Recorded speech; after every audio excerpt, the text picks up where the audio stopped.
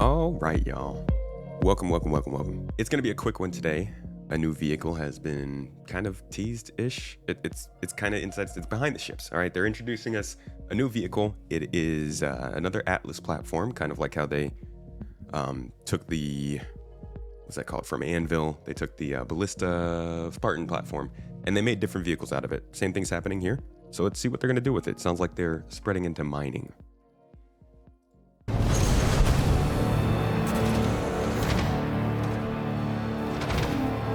The Atlas is a power suit that assists players loading cargo into their ship with a tractor beam.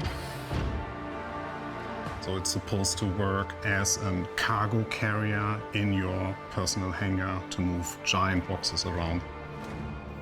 Now we are introducing the ATLS Geo, and that is the mining mech. The lineup continues. It's only a matter of time before they eventually get to the real suit. The suit everybody's been waiting for. Where is it? I've got it here somewhere. The one and only. The Titan suit. Open it up. Oh my God.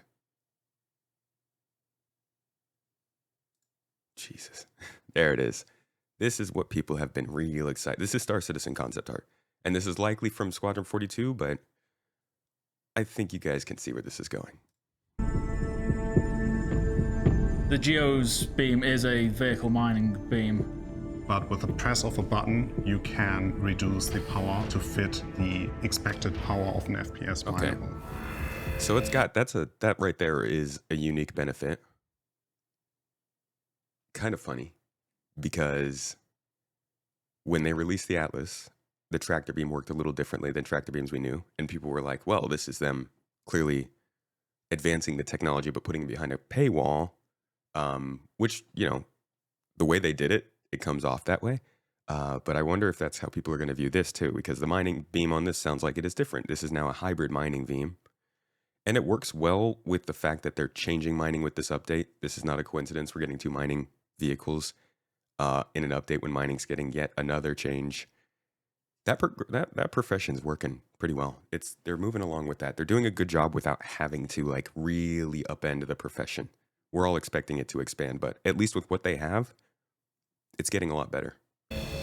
The Geo does not have the regular tractor beam. It only comes with the mining arm and the mining laser. So it's basically functionality of a rock. You're not going to be able to also move boxes around. But the biggest improvement or the biggest addition that the Geo will have is a giant backpack. That is nice. It's like one of the regular cargo boxes. You can just pop it in. It'll fill it with ore as you mine. And it's got a little multi-tool storage on the bottom where you have your multi-tool, mining gadget. Is it an actual box? Yes, tractor beam. You can also bring spare containers. So once the container on your back is literally full, okay, yeah, literally containers. So this would be what, the third unique way, fourth now, because they added a mining bag to the Atlas, I think. No, that was probably for these.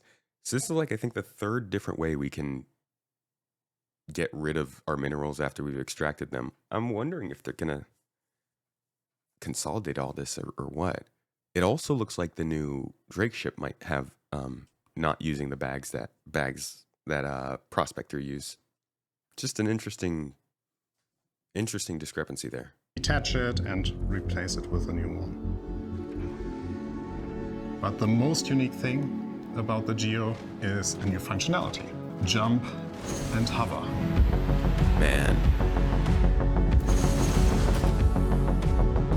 You know, it's funny. This would have been a card on the roadmap. 2-3 years ago, this would have been a card, a feature on the roadmap, jump and hover functionality. And the thing is, it would have been brought into the game, and it probably wouldn't have been linked to something that was actually needing it. But this definitely needs this. You can't do this kind of stuff in caves and stuff without a jump jet. So they had to get this in, and I'm glad they didn't bring in this mineable that we're supposed to bring into caves and then not also include functionality that allows us to navigate caves. So the jumping is my favorite bit of it. It lets you jump quite high. You've got to charge up the jump first, of course, but then you can leap quite big distances. You can enforce the jump or simmer down the jump or the landing process by firing the thrusters. You can press space to jump and then press That's a weird animation. Thrusters. you can press Oof. It's like me when I am really struggling with my squats. space to jump and then keep pressing space or hold it to give a thrust and kind of fly. While you're in the air, you can maintain a small hover. You can adjust your aiming as you're landing. If you get stuck in like a ravine or something, you can jump out to escape. It's going to be so cool to see like 5 of these drop out of a dropship onto a city. They won't have guns, but still look cool. It's hilarious. It's fun. We also did some updates to the existing Atlas. So it has now a health bar integrated into the frame. So you always see the health status of your Atlas. It also has a battery slot now. Not used as of now, but will be used once the engineering gameplay comes in. Soon. And apart from that, we did some tweaks to the animations. So there are some death animations that we now have. We've added some small thrusters that allow you to land a little bit more gracefully when you're falling from a cliff or when you jump out of a ship or falling from a greater height. So the Atlas has some level of thrusters too, just not like the full jump jet thrusters. Again, functionality coming in. It's hard to say whether that's a feature or content, but I think it's again indicative of the fact that like we're still getting interesting additions to the game here and there. I'm a vehicle artist, but I love big robots just as much. It's much smaller than the Rock, so you can compact it back in the cargo bay of a bigger ship much easier. I personally enjoy it more because it's a big stompy robot. So we hope that you are excited for the new ATLS Geo. We are really happy to give it out the way it is right now. It gives us also some opportunity to revisit some of the FPS mining and RC mining. And we are happy to continue developing or continue improving or expanding on the Atlas going forward.